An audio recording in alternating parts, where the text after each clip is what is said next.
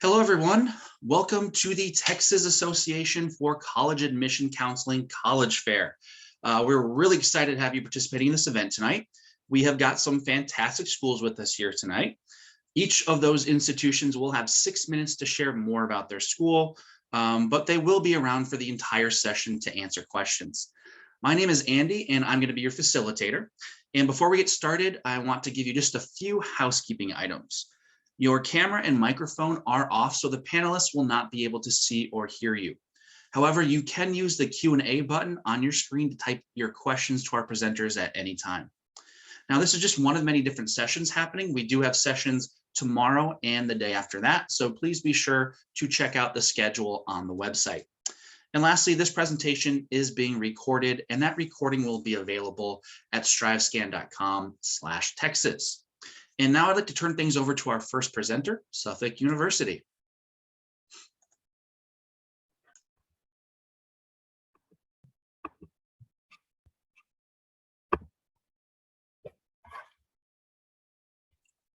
Can we see the screen? Alrighty. Hello, everybody. How's it going? My name is Raquel de los Santos, and I am the admissions counselor for the Texas area for Suffolk University. So Suffolk University is located right in the heart of downtown Boston. So wherever you see buildings with numbers on them is where Suffolk's buildings are. We're untraditional in the sense that we don't have an outline campus, but we've got all the components of a traditional college. So let's see. Now, Suffolk University has over 70 undergraduate programs. We are a smaller institution, and our undergraduate population is just under 5,000 students. This allows for one-on-one time with the professor, smaller class sizes, and we even have a campus in Madrid, Spain, where students can go study abroad and you don't have to worry about your credit transferring over weird. Now, like I said, we are located right in the heart of the city, but we've got all the components of a traditional university. So clubs and organizations you can get involved with, Greek life, Center for Community Engagement, and then we also have 19 D3 sports teams. So yes, you can live in the city and play sports at the same time.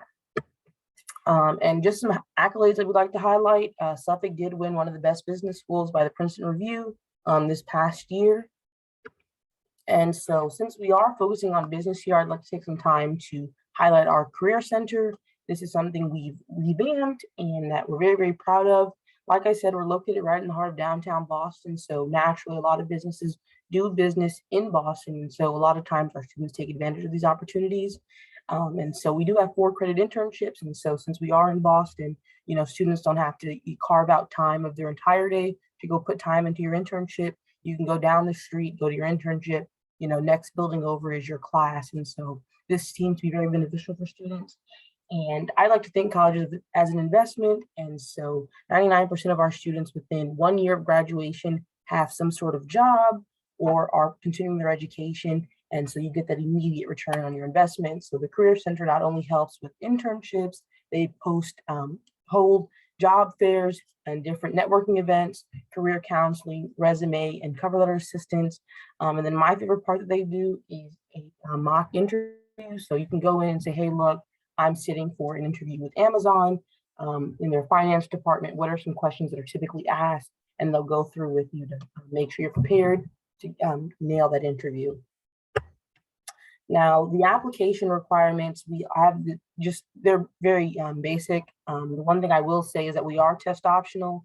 And so meaning we will take you are admissible if you choose to submit the SAT, ACT, or you choose not to.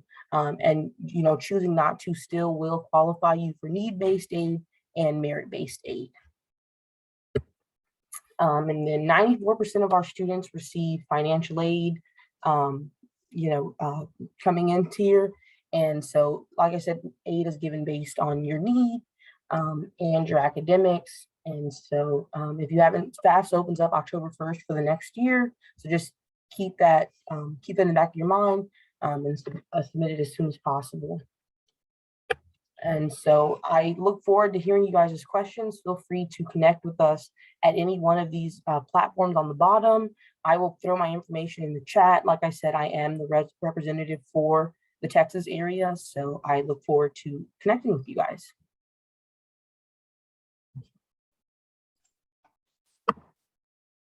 All right, thank you so much to Suffolk University. And next up, we've got Gonzaga University. Good evening, everyone. Thanks so much for joining. My name is Becky. I am a senior admission counselor at Gonzaga. I will go ahead and share my screen with y'all. That would help. Alrighty, so I am also the counselor for our students from Texas. So after today or later tonight, if you ever want to get in contact, please feel free to contact me. Alrighty, so Gonzaga at a glance, we're a medium-sized school. We have about roughly 5,000 undergrad students. We have a 92% retention rate, so that's the percentage of our students who come to Gonzaga for their first year and come back for their second year. I really encourage you all to look at this rate at every school that you're considering. It tells you a lot about how students feel once they enroll. We have a 76% four-year graduation rate and a 96% success rate. That is the percentage of our students who are in grad school or employed 6 months after graduating. Average class size of 23, student to faculty ratio of 11:1. So still really having those personal relationships with your professors and your classmates.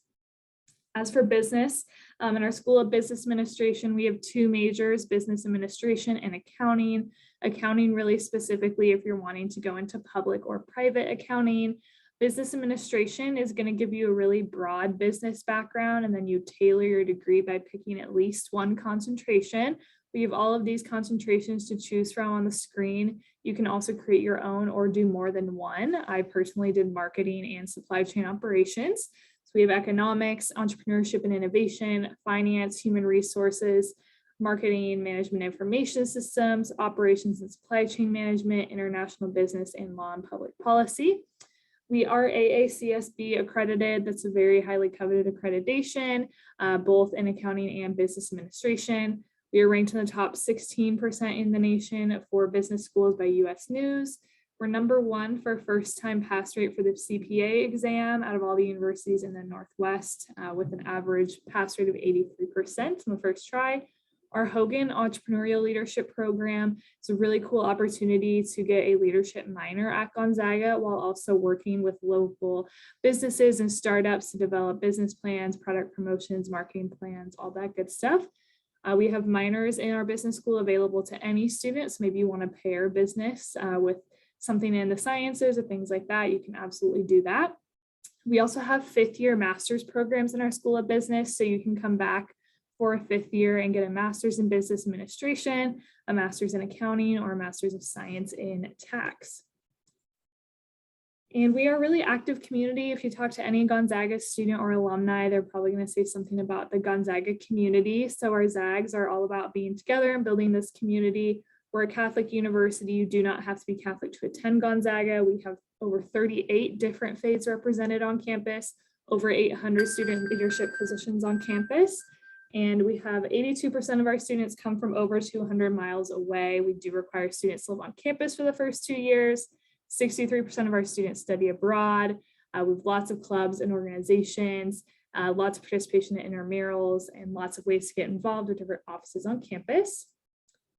And finally, some info about Spokane. We are the second largest city in the state of Washington behind Seattle. We're kind of a straight shot across the state from Seattle next to the Idaho border. There's about 800,000 people in the whole metro area, about 400,000 in the city itself. We're very close to downtown Spokane. As you can tell, this is downtown. This is our campus. We're only about a half mile away. The Centennial Trail runs through campus into downtown. Very easy to get there. We have all the amenities of a large city with shopping, restaurants, movie theater, all that good stuff. We're a very outdoorsy city as well. We have 5 ski resorts within 90 miles, 75 lakes within 50 miles. We have 2 state parks within an hour of the city. So lots of ways to get out and be active in our community. We are only on the common application. Our only deadline is December 1st. Nursing and engineering are the only 2 majors that you have to declare in your application. So even if you think you want to do business, you can declare that, or you don't have to. It's totally up to you. And we do offer admission interviews for students at or below a 3.2 GPA. I should say we recommend them for students at that level, but we're happy to do them with anyone and everyone. When you apply, you're automatically assessed for our merit scholarships. Those range from $14,000 to $25,000 per year, and they are guaranteed for 4 years.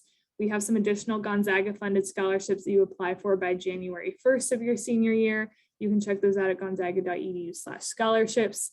We do recommend that everyone file a FAFSA or a needs analysis form. We have what we call Gonzaga grant money that's awarded to students based off financial need, in addition to anything that the state or federal government may give you. So we just don't want you to leave any free money on the table. Our average financial aid package per year is a little over $32,000. And really every student here has received merit aid or aid of some sort. So please don't let the sticker price scare you away. That is all I have for you. I will put my contact info in the chat. Feel free to shoot me an email later if you would like to. All right, thank you so much to Gonzaga University. And next up, we've got Bishop's University. Perfect. Just give me 1 minute. The slides should be showing up shortly. Alrighty, so I'm going to introduce myself. Hi, my name is Jeremy. I'm a recruitment and admissions officer for the university. I must warn you guys, however, I am slightly sick, so I may be a little slower tonight. But if there's any questions, please don't hesitate to contact me through my personal email below, which I'm hiding. So let me just move it up here. So Bishop's University was founded in 1843. We're one of the oldest and most historical campuses within Canada. So we are a Canadian institution located in the French province of Quebec. With that said, we are an English university. So that means that all of our courses, our evaluations, and surrounding community is in English. You really do not need to know French in order to thrive and excel.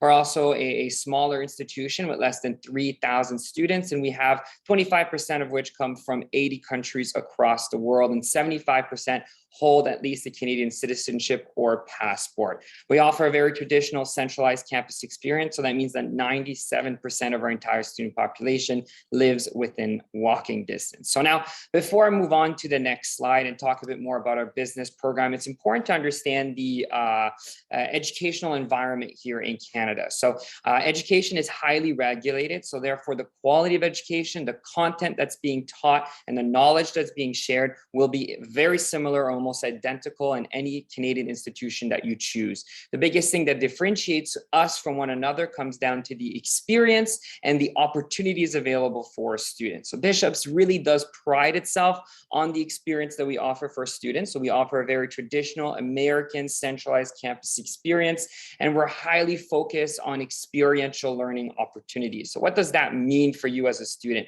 It means that we implement in our curriculum opportunities for students to really be able to learn, to work within their own field of study.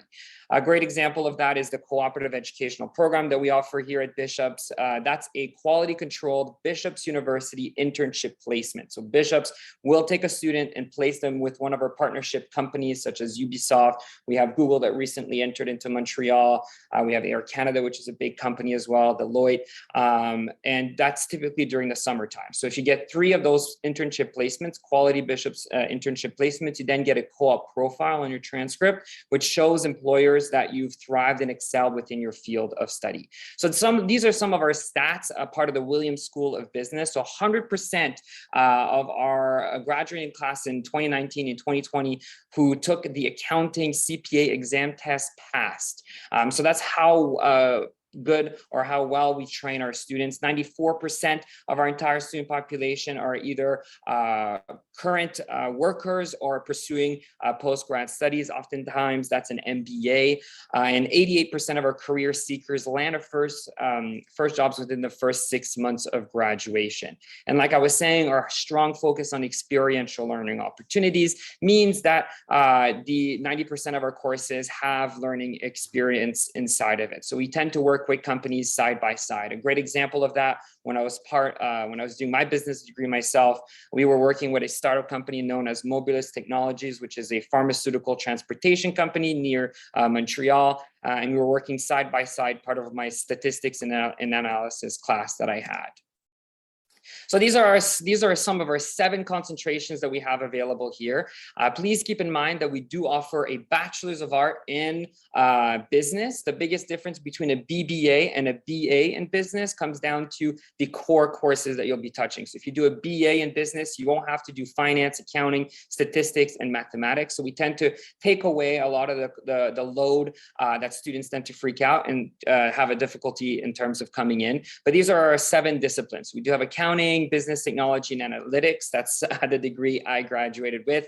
Also, we have entrepreneurship, which is more of a broad overview of business where you touch every single department. We also have finance, human resources, management, and marketing. If you want more information on each of those specific programs, please look at our website. It's a great way to get a detailed description and to see what you want, what best matches your interests. Now, one thing to keep in mind when you go into these business schools is that what really will make it different in terms of, or differentiates you in terms of your colleagues, comes down to the work experience or the relevant experience that you do. So Bishop's University offers, like I said, a whole bunch of those. So you could participate in business case competitions. You could be part of the Enactus Club, which is a nonprofit organization. You could be part of the student union here at Bishop's University. You could work side by side with some business executives, part of Bishop's University, in order to get some funding. All of that experience will be highly valued on your transcript, not on your transcript, sorry, on your resume upon graduation. So these are a few photos of me that I was doing throughout my studies here at Bishop's University. I won first place in a business case competition just here at Bishop's, not necessarily at the larger international ones. We won third place in those ones. But again, these are great experiences that are available for all students. So that's pretty much the end of my presentation. Again, for more information about Bishop's, please go on our website. You could also follow us on all social media. My preferred social media platform is TikTok as well. You can book a virtual tour to see our campus. I know some of you guys it's difficult to be able to walk on our campus and see it with your own two eyes, but if you are able to do it, I would highly recommend it. So that's the end of my presentation. Thank you so much, and I'll pass it on to the next presenter. All right, thank you so much to Bishop's University. And next up, we have Miami University.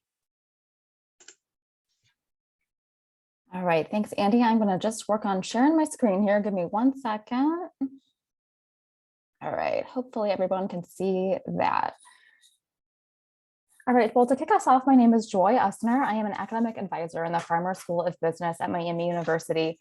Miami is a mid-sized university in the Midwest, so in Southwest Ohio, which means a couple of things. We are large enough to offer over 120 majors, Division I sports, a lot of activities in terms of student organizations, but small enough to feel like a small campus. We are in a very small town, and so our students get to know each other. There's a real sense of community, and there's an engaging campus life here.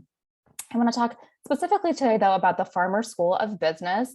And I think the best way to get a feel for Farmer is actually to see a picture of our building. All of our classroom spaces and our departments are housed in this space.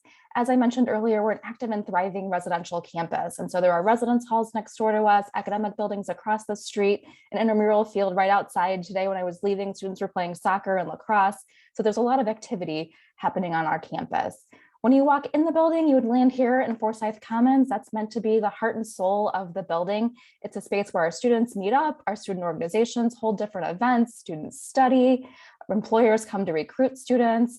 You might see faculty walking through, catching up with students they had in class last semester. There's a real sense of community in that space. Today, I want to talk specifically about a couple of things that make the Farmer School of Business a little bit different than some other institutions, which will be our first year integrated core, our focus on undergraduate teaching, some opportunities for hands-on learning, as well as internships. So to kick us off, our first year integrated core is a series of 4 classes that students will take in either the fall or the spring of their first year. And so those 4 classes are taken together as a way for students to start to build skills that they're going to use in the business world. Our faculty have worked with industry leaders and employers to figure out what it is that employees are going to need to hit the ground running when they start their jobs and careers. And so in that first year integrated core, we operate under this model of learn, apply, and present. In that first 10 weeks, the students are in those classes, they're learning those skills of business communication, entrepreneurial thinking, they're even doing some coding. And then in week 10, they're actually introduced to a client. So we have a real world company that comes in, a Fortune 50 or Fortune 500 company that shares data with those students. They're often signing their first non-disclosure agreement, and they're solving a problem for that client. And so students work in groups in that client challenge. They'll present their solution to the class at the end of the semester, and then actually top teams from the semester will present to executives from the company. So it's a great opportunity for students to get some real hands-on experience in their very first year at Miami. Most of this is possible because of our focus on undergraduate teaching. Miami University is primarily an undergraduate institution. We have really great faculty who are lead researchers and industry experts that came to Miami to work full-time teaching our students. Our class sizes are around 35 students or so, and so students are getting to know their faculty really well, ask questions of them, engage with them. They're asking those experts those questions and getting feedback from those folks throughout their experience. Those folks are helping our students develop their skills. You'll see right here in the center of this image, those business classes. That's where our first year integrated core is. That starts to build those skills in collaboration and teamwork, ethical thinking, things like technology and critical thinking as well. Our students will take at least one class in all of our major areas. We offer 9 different majors in the Farmer School of Business and 2 co-majors as well. And so students have a little bit of time to explore, to figure out exactly what area of business they want to go into by taking at least one class in all 9 of those major areas. Miami has over 100 majors on its campus, and students often will combine their interests in taking classes in other areas as well. We also offer a series of minors and certificates in our business school. And so if you have multiple interests in the business world, you could certainly combine your major with a minor in the business area, or you could combine it with a major somewhere else on our campus, which gives students a really great way to customize their Miami experience. Our business school also offers 4 graduate programs. So some of our students will choose to stick around for an extra year to add a master's degree on for a little bit more experience before they head into the workforce. If you're a student who might be coming in with a lot of AP credit or college credits that you were able to take in high school, you could even do your undergraduate degree in 3 years, and then in the 4th year, add in that master's degree. I also mentioned some hands-on learning opportunities for our students. So a number of our students will study abroad. Again, they'll participate in those client projects, student orgs, and internships. Over 65% of our students will study abroad, some in a traditional semester abroad, but many of our students will take advantage of the unique winter term that Miami has. So in January, we have about a 3-week winter term. That's a great chance for students to head to Asia, or to head to Europe, or to head to South America to take one of their business classes with one of our business faculty who are teaching some of those courses in other continents, so that students can gain some global experience as well. Our faculty are also leading trips to the West Coast, to the major corporations here in the Midwest, or to Wall Street as well during that January term. And so those are ways for students to, again, meet with business and industry leaders, gain experience, and to see, what offices are like and what's happening on the trading room floor in Wall Street, and develop their career networks. We talked earlier about some client projects in that first year integrated core, but throughout your 4 years at Miami, you'll work on client-based projects. And so as you go into the job and interview process, you'll be able to talk about the work that you've done with all of the courses. I see Andy's popping back in, so I think that means I'm running out of time. So Andy, I'll just wrap up. We also heard earlier about some student organizations. We support 40 student organizations, which are, again, great ways for our students to gain business and professional experience. And then internships as well. We have a careers team in our building that works really closely with students throughout their 4 years to develop skills and make sure they're ready to enter the internship world. So Andy, I'll turn things back over to you, and I will go ahead and also share my contact information in the chat with everyone. All right, thank you so much to Miami University. Next up, we've got Washington and Jefferson College. All right, hi everybody. I am going to start just with a little bit of history so that you know where we're coming from. My name is Nicole. I'm an Associate Director of Admission and Strategic Recruitment at Washington and Jefferson College. We were founded back in 1781. We actually used to be 2 separate colleges, Washington College and Jefferson College, about 10 minutes apart from one another. But during the Civil War, we merged together to form what we now know as W&J. Actually, all of the buildings that you see on that top row of photos are still standing on campus, and the one on the far left is one of the oldest college buildings that is still in use on a college campus. It was built back in 1793. So we do have a lot of history on campus, a lot of authentic traditional buildings and different traditions that we host across campus as well. Academics. So I know this is why most of you are here today. W&J is a private liberal arts and sciences college. We have about 1,100 students total on our campus, a 9-to-1 student faculty ratio. Our average class size is about 15 students. 80% of our classes have less than 20 students in them. So you may have 5 students in your class, you may have 25 students in your class. That's pretty typical of a W&J experience in the classroom. Also, all of our students do come in undeclared. So you're actually not even allowed to officially declare your major until the end of your freshman year, and you have until the end of your sophomore year to do so. Students coming in with a particular interest, such as business administration, such as pre-health, pre-law, any of our pre-professional programs, will start taking those classes right away. So you don't have to wait until you officially declare your major to start taking courses in your area of study. We do let you kind of taste test to make sure it's something you want to study for the next 4 years before, you sign on the dotted line and say, this is what I'm going to be when I grow up. So you will start taking those classes right away. And every single W&J student will graduate with at least 1 major and 1 minor, if not a double major, a triple major, any combination of those. So we do have students every year who graduate with triple majors, with triple minors, and everything in between. Also, every single W&J student will graduate having done some type of practical experience within their major area of study. So an internship, a research opportunity, or any type of self-designed program you have to do in order to graduate. So if you have a major and a minor, that's 2 practical learning experiences that you will do before you even graduate from W&J. Here are all of our majors and minors. We also have additional special programs as well. We actually are adding a number of majors and minors over the next 6 months or so. So if you're here in a few months and see the same presentation, there may be a few additional majors and minors on the list. But as you can see, a lot of them are business-based. A lot of our students who are taking business administration courses will take on additional areas within business administration as well. Our accounting program is one of our most popular programs on campus. The way that our curriculum is designed allows students to gain all of the credits that they need to sit for the CPA exam within 4 years. Business administration is overall our most popular major that we offer on campus, and economics is a close third. So business administration, accounting, and economics are our top 3 most popular majors, and they pair really well with pretty much any minor that you see on that yellow list there. So our students in business are typically some of our students with the most interesting combinations of majors and minors.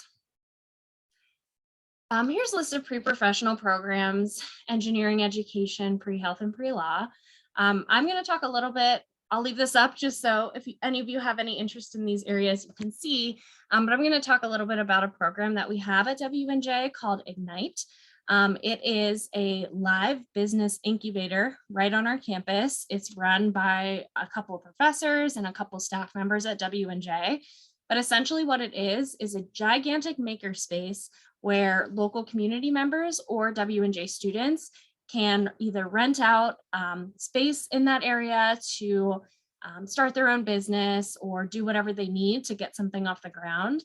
And all of our business administration students will have to do some type of startup project, entrepreneurial project through the business incubator before they graduate, in addition to those practical experiences. So our business students are really getting so much experience before they even graduate from W&J.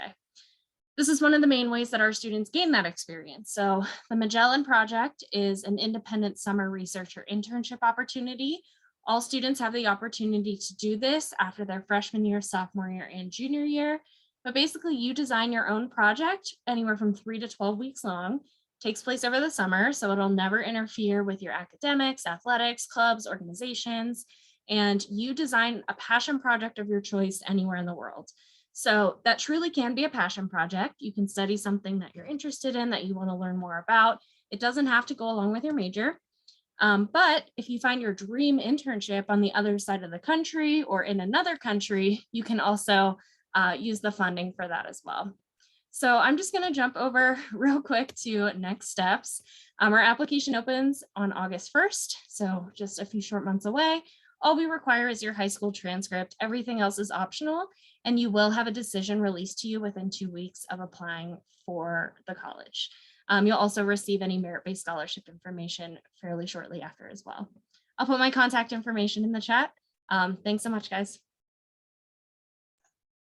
All right, thank you to Washington and Jefferson College. That was actually our last presenter today, but we still have some time left over. So I would like to ask all of our presenters to go ahead and turn their cameras back on so we can do a little Q&A session here. So the first question that I would like to ask everyone is, what advice would you give someone going through the college search process? And we'll go ahead and start with Suffolk University again. I would say visit the campus if possible. So many times, a lot of colleges, as you can see here, they're offering you just about the same thing, maybe a little bit different, but you don't know if the place is actually for you until you visit, talk with students. I know visiting sometimes isn't always possible, but online options are always a thing. Talk to current students and just see. You don't know where you're supposed to be unless you'll know when you get there. So that's what I would say.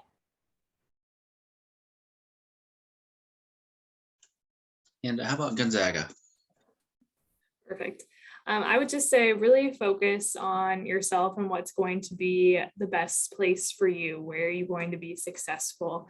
It's really easy to get caught up in where people say you should go, or where someone else wants you to go, but it's really about where you're going to be successful. So do you need small classes? Do you need to be in a certain size city, or do you need a certain club? This is going to be 4 years of your life, and this is the time to be selfish and figure out what's going to work for you, and really figure out what are non-negotiables. Really write that list down and look at schools that match that, and don't worry about what other people are saying you should do. I guess I would say definitely take advantage of the opportunities that university provides. Ask question. I know ever since COVID started, we really enhanced our online offerings. We had drop-in sessions for students who had any questions about their application process.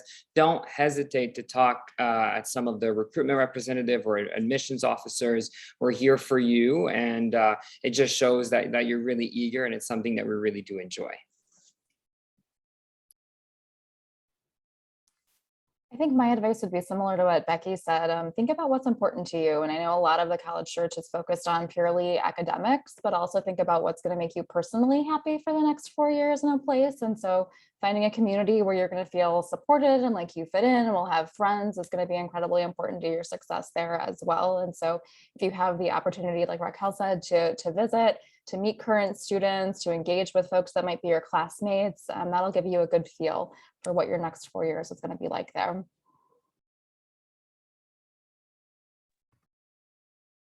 Yeah, I mean, going last, I definitely echo what everybody else has shared. But for me, I think, the one benefit that COVID has given us are these online opportunities, including what we're all doing right here, right now. So you do have more of an opportunity than any class before you has had to really taste test different colleges and universities before making a decision or before visiting. You can do an AR tour, you can do a virtual tour, you can do a personal meeting over Zoom. Get to know the school before you get in the car or get on a plane and spend the money to go and visit. You really have a chance to try it all before you commit to something. Yeah, thank you. A lot of really, really good advice in there. Next question, what's one thing that you want students to remember about your school? And we'll go ahead and start with Suffolk again. I would say that, getting your academics is very, very important for school. However, also that social aspect. Suffolk University is located right in the heart of downtown Boston. So not only do you get your academics, location is prime. A lot of businesses do their business within Boston. And so you're right in the heart of opportunity, as well as academically, socially. It just all happens right in the center. Yeah, the thing I would say about Gonzaga, Gonzaga is kind of a cool blend of like those smaller classes, but also having that big Division I, big basketball school. So It's pretty unique. That was something I loved about Gonzaga, to still have that big school spirit, but to be at a school that the classes were smaller and a little bit more intentional. Just building relationships is so important. So having access to your professors and your classmates is the thing I would say. That's a great question. I think if for students who are located in the States, if you want more of an international European experience, definitely come to Bishop's University. We are a smaller university in campus, so you're definitely not just a number. If you come here, you're going to be known for who you are. Your professors are going to know you, and you're going to have some unique opportunities. So that's the thing to take out of this presentation regarding Bishop's. For Miami, I would love for students to remember the focus that we have on undergraduate teaching. So the opportunity to really get to work closely with professors. They're teaching your classes rather than like a graduate student teaching your class, for example. And so I think those personal relationships have been really beneficial for our students. Our students have a lot of flexibility in customizing their programs and what classes they're taking. And so I think having that close connection with faculty really lets them explore different areas, and our faculty are so great in supporting students in doing that. Since I tried to focus so much on academics and in the actual presentation, I want you all to remember the additional opportunities that our students have at W&J, like the Magellan Project. We have over 80 clubs and organizations. We have 26 NCAA Division III sports. So there's a lot to do on campus outside of your area of study or areas of study. And we're located right outside of the city of Pittsburgh in a smaller city of Washington, Pennsylvania. So you have that small city feel, that big city feel, and everywhere in between is basically rural Pennsylvania with hiking, biking, fishing, all those fun activities as well. So you really do have an opportunity to, try it all while you're at W&J. Awesome, thank you. Yeah, I know that while the academics are important, some of my best memories and experiences from college were definitely those extracurriculars, like everyone talked about. So those are fun experiences. Another question is, what is one myth that you would like to debunk on the college admissions process? And once again, we'll start with Suffolk. I would say the letters of recommendations. Oftentimes students feel that the more letters of recommendations from these high named people sort of makes them come off as a better applicant. I would say when you're going through and asking for these letter of recommendations, make sure that you ask for a strong letter of recommendation, and these people can, attest to the kind of student you are, person, etc. Anybody can write a letter of recommendation. I can write anybody a letter of recommendation, but it's not really saying anything about that person. And so sometimes one meaningful letter of recommendation is more beneficial than, 3 or 4 from a state representative or something. And so, yeah. I don't know if that's necessarily a myth, but I think that there is a lot of pressure put on the essay in a college application. And, it's really your only time to kind of separate or to be completely different from every other applicant, but we really just want to get to know students. We want to see that you have good writing skills, but you don't by any means have to share any traumas or a sob story or write a novel. I know students spend so much time focusing on this essay, and you should give it the appropriate time, make sure that it's, showing that you're a good writer and all of that. But don't feel like it has to be some big emotional novel that's going to win a Peace Prize. It's really just your time to tell us about yourself and get to know you more. I guess one of the things that's really related to Bishop's University is if you don't match the admission requirements, don't limit yourself for applying. So we do offer a holistic admissions approach. What that means is if you don't match those minimum requirements, we'll take other things in consideration to see if you can excel within our learning environment. So don't limit yourself. If you don't meet those requirements, still apply, and then we'll ask for further information, and there's always a chance for you to get in. For me, I think it's around financial aid. I think a lot of times students think there's sort of one size fits all for financial aid. And as you saw, I think there are a lot of different scholarship opportunities at all of our institutions. And so talking with your admissions counselor and the staff to see what those opportunities are going to be for you at every institution will help give you a better picture of how things will end up on the bill at the end of the day, which, maybe some parents and families are asking about too. But Have those conversations with folks. Please be candid, ask, turn your FAFSA in, be really active about pursuing those things and asking those questions so that you really have a clear picture of what that cost is going to be, and aren't just making assumptions about what you think you may get or not get from an institution. And I hope that my response can help shed light on what everybody else shared. We're not robots, we're people. You can see that we're all here right now in front of you. So the myth that I would like to debunk is that you completely have to do this all on your own or just with your family and close friends. All of us here went to college. All of us here have experience in higher education. So use us. We literally gave you our phone numbers. Text us, call us, email us. That's what we're here for. That's our job. So don't be afraid to reach out. Don't feel like you're annoying us. We are here to help you get through the college search process and have a successful time doing so. So don't be afraid to reach out. Yeah, awesome. Really, really good advice there. We are kind of hitting the end of our time here today. So I do want to say a quick thank you to all of our institutions here for taking the time and sharing information about their institutions. Really, really appreciate that. A lot of great information. Also want to say thanks for anyone joining us with this session. When you do close this window, there is going to be a link to a very quick 5-question survey, and we'd appreciate any feedback that you can provide. We do encourage you to check back at the schedule and sign up for more sessions. Like I mentioned, there is a session tomorrow, March 30th, and another one the next day on March 31st. And lastly, you will be able to find this session's recording as well as all of the other session recordings at strivescan.com/Texas. So thanks again, everyone, and enjoy the next couple of days of the fair.